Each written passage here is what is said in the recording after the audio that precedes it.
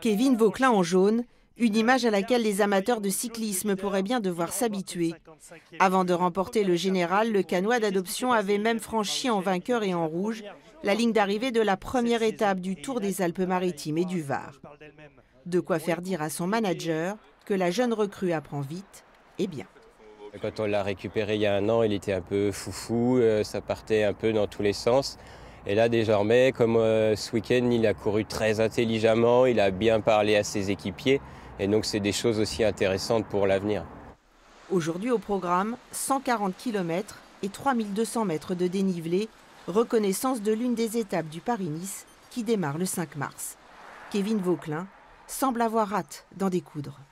Les ambitions, c'est de faire le meilleur Paris-Nice possible. On a une bonne équipe. On va essayer de suivre les meilleurs. J'ai vu hier qu'il y avait Pogacar qui était au départ, Vingegaard, je pense qu'il y a un très gros plateau.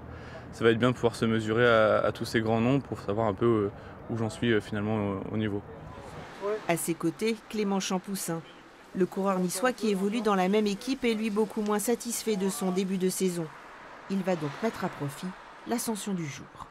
C'est pas mal de petites routes, d'enchaînement de petits cols, tout ça, donc de descente technique, donc c'est important de reconnaître ça pour ne pas être trop surpris le jour de la course. Hier, le Tour des Alpes-Maritimes et du Var, demain Paris-Nice et après. Ce sera une plus grande course encore. Dès cette année, en effet, Kevin Vauquelin va courir le Tour d'Espagne ou celui de France.